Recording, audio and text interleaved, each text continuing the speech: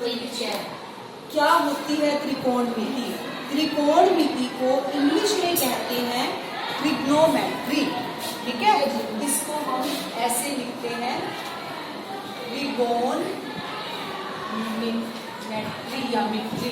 ठीक है, ये 3 वर्ड से मिलकर बना है, ट्राई प्लस गोन प्लस मिट्रो।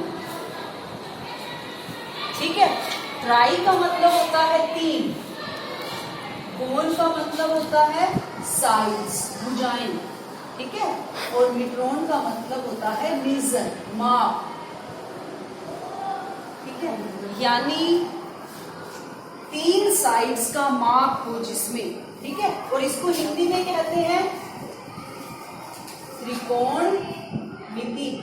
क्या कहते हैं हिंदी में? त्रिकोणमिति। यानी 3 प्लस कोण प्लस मिति।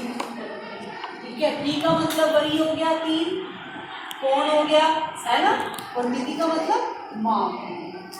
अब ऐसी फिगर जिसमें 3 साइड्स और 3 कोणों का माप हो, वो फिगर कौन सी होती है? त्रिकोणमिति। फिगर कौन सी होती है वो? ऐसी फिगर जिसमें 3 कोणों और 3 साइडें हो, त्रिभुज। त्रिभुज होती है ना, तो इसका मतलब हम त्रिकोणमिति में किसका अध्ययन करेंगे? त्रिभुज का। यानी त्रिभुज कैसी? जिसमें 3 कोण हो और 3 साइड्स हो, है ना, और उनका आपस में क्या हो? रिलेशन। यानी ट्रिग्नोमेट्री में आप क्या पढ़ोगे? तीनों कोणों और तीनों भुजाओं के बीच में जो संबंध हो, ठीक है, उसके बारे में आप पढ़ोगे। अब एक बात और कि इसमें हमेशा आपकी राइट एंगल ट्राइंगल यूज होगी। ठीक है, और राइट एंगल ट्राइंगल तो होगी ही, साथ में उसमें क्या होंगे? न्यून कोण। क्योंकि अगर एक कोण 90 डिग्री का होगा तो बाकी अपने आप न्यून कोण होंगे। ठीक है, तो अब यहाँ भी न्यून कोण है और यहाँ भी न्यून कोण। ठीक, अब हम इसमें रिलेशन बताना है हमने, किसमें? एंगल्स में और साइड्स। अब एंगल और साइड्स में रिलेशन बताने के लिए हमने यूज की राइट एंगल ट्राइंगल। ठीक, अब राइट एंगल ट्राइंगल में को हमने नाम दिया ए, बी और सी। इसमें जो हमारा एंगल है, अब आपने किसका ध्यान रखना है? एंगल। जो एंगल आप लोगे उसी एंगल के हिसाब से आपके लंब, कर्ण और आधार ये डिसाइड होंगे। तो आपने किसका ध्यान रखना है? एंगल। ठीक है, अब मैंने इसमें एंगल ए ले लिया, न्यून कोण लेना है ना हमने, तो ए और सी में से आप कोई भी कोण ले सकते हैं। ठीक है, दोनों ही न्यून कोण है। तो अगर मैं एंगल ए लूं तो लंब कौन सा होगा? ए के सामने। ठीक है, आपने ये याद रखना है, आपको जो एंगल कहा जाएगा आपने उसके सामने वाली भुजा को क्या लेना है? लंब। इसको एंगल के सामने वाली भुजा को सम्मुख भुजा भी बोलते हैं। कौन सी भुजा बोलते हैं? सम्मुख भुजा। और इसको लंब कहते हैं और इंग्लिश में कहते हैं परपेंडिकुलर। ठीक है, अब ये तो 90 डिग्री का कोण है यहाँ। अब जो ए जिस भुजा के ऊपर है वो क्या होगा? बेस, आधार। ठीक है, और ये सबको आपने पढ़ा ही होगा पहले कि 90 डिग्री के सामने वेरी गुड क्या होता है? कर्ण को इंग्लिश में क्या कहते हैं? हाइपोटेन्यूज, है ना, और बेस को हिंदी में क्या कहते हैं? आधार। ठीक है, अब आपको ये तीनों चीजें पता लग गई है ना? ये तीनों चीजें किस में होती हैं? Right angle triangle. ठीक, अच्छा, अब मैं आपको एक और बात बताऊं कि ट्रिग्नोमेट्री का यूज कहाँ कहाँ किया जाता है। ठीक है, अब मैं उधर सामने दीवार के कोने पे देखती हूँ। ठीक है, अब मेरे को अपने और उस दीवार के बीच की दूरी अगर पता हो, ठीक है, और मेरे को ये बताओ कि मेरी आंखें जो हैं वो, या फिर मैं जो है जमीन के साथ मेरा कौन सा कोण बन रहा है, ठीक है, और मुझे दूरी पता हो उस दीवार से अपनी, तो मैं क्या माप सकती हूँ? दीवार की ऊंचाई। किसकी हेल्प से? ट्रिग्नोमेट्री की हेल्प से। जो आप चैप्टर पढ़ रहे हो ना, इसका कहाँ यूज है?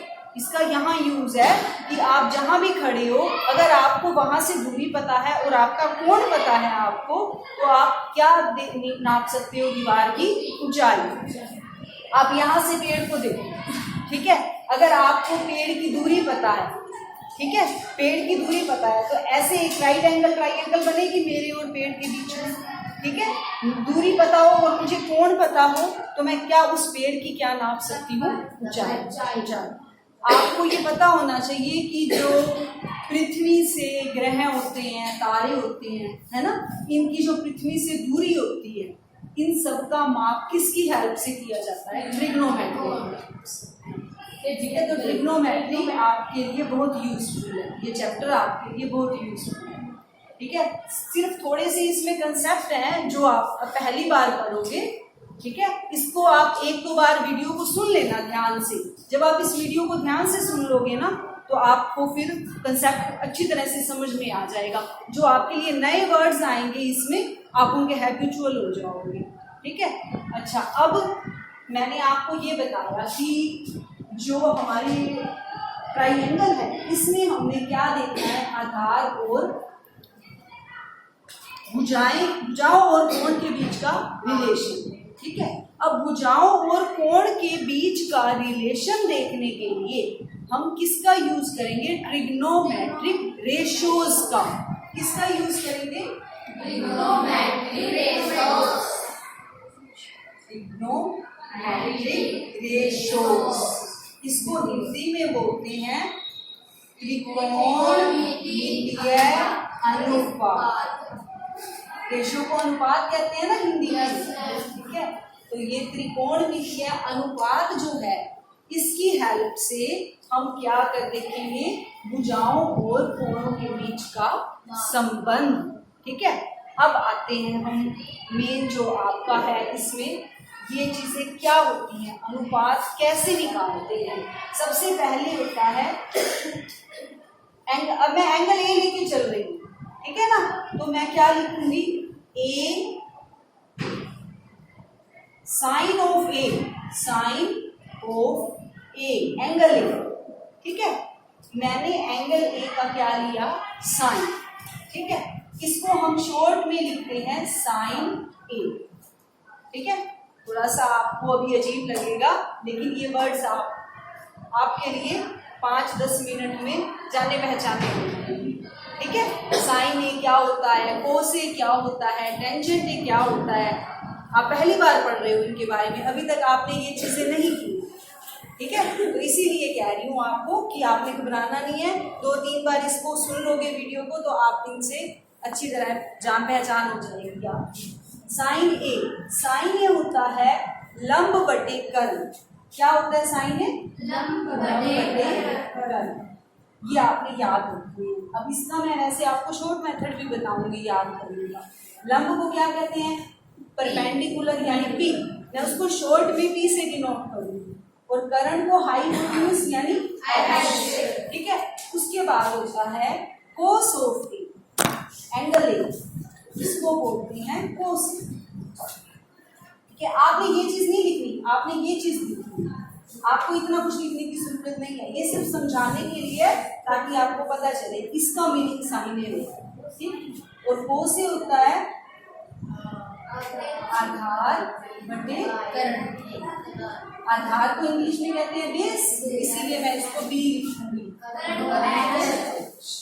ठीक, अब है टेंजेंट, एंगल, इसको बोलते हैं टेंजेंट ए। ये होता है लंब बटे आधार। ठीक, लंब को क्या कहते हैं? परपेंडिकुलर, आधार को बेस। जो ये 3 चीजें याद कर लेगा उसके लिए ये चैप्टर बिल्कुल मुश्किल है। अब इसमें कुछ है? साइन ए लंब बटे कर्ण, कोस ए आधार बटे कर्ण, टेंजेंट ए लंब बटे आधार। अगर आपको ऐसी मुश्किल हो तो आप इसको शॉर्ट में याद कर लो। साइन ए पी बटे एच, कोस ए पी बटे एच, टेंजेंट ए पी बटे बी। ठीक है, जैसे आपको याद हो आप इसको वैसे याद। ठीक, अब अगर आपको ये तीनों चीजें चीजें याद हो जाती हैं, ठीक। तो उसके बाद इनके उल्टे याद करने हैं आपने, यानी साइन का उल्टा क्या होता है, कोस का उल्टा क्या होता है, टेंजेंट का उल्टा क्या होता है, ठीक है। साइन का अपोजिट होता है कोसिकेंट, कोसिकेंट ऑफ ए, यानी कोसिकेंट, ठीक है। ये साइन का क्या होता है, अपोजिट, ठीक। कोस का अपोजिट होता है secant, secant of angle A यानी सिकेंट, ठीक है। टेंजेंट ए का अपोजिट होता है कोटेंजेंट ए ऑफ ए। इसको मैं शॉर्ट में लिख रही हूँ, ये क्या है, कोट, ठीक।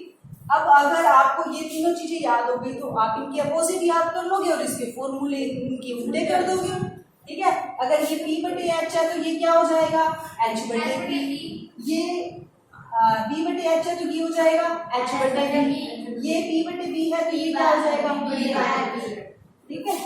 ये H बटे P, ये H बटे B, ये B बटे P। क्लियर, समझ आई इतनी? Yes ma'am. नहीं आई? No ma'am. कोई बात नहीं, आप वीडियो को दोबारा से सुनो। अगर मैं साइन को कोस से डिवाइड कर दूं, इधर देखो, साइन को मैं कोस से डिवाइड कर दूं, साइन ए बटे कोस ए, साइन क्या है, P बटे H, कोस क्या है, B बटे H।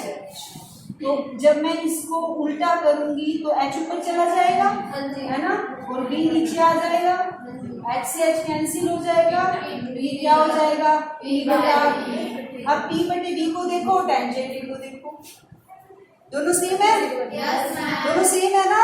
इसका क्या मतलब है कि जब मैंने साइन को कोस से डिवाइड किया है तो क्या आया है, टेंजेंट ए। तो इसका एक और फॉर्मूला बन गया कि साइन ए बाय कोस ए किसके बराबर होता है, टेंजेंट ए, ठीक है। तो एक आपने ये याद करना है, इसको करने की जरूरत नहीं है, ये तो मैंने आपको बताया है कि कैसे होता है ये इसके बराबर। तो आपने याद क्या करना है, ये कि साइन ए बटे कोस ए किसके बराबर होता है, और टेंजेंट ए उल्टा किसका होता है, कोटेंजेंट ए का। टेंजेंट और कोटेंजेंट आपस में उल्टे होते हैं ना, तो इसका मतलब कोटेंजेंट ए क्या हो जाएगा, कोस ए बटे साइन, ठीक है।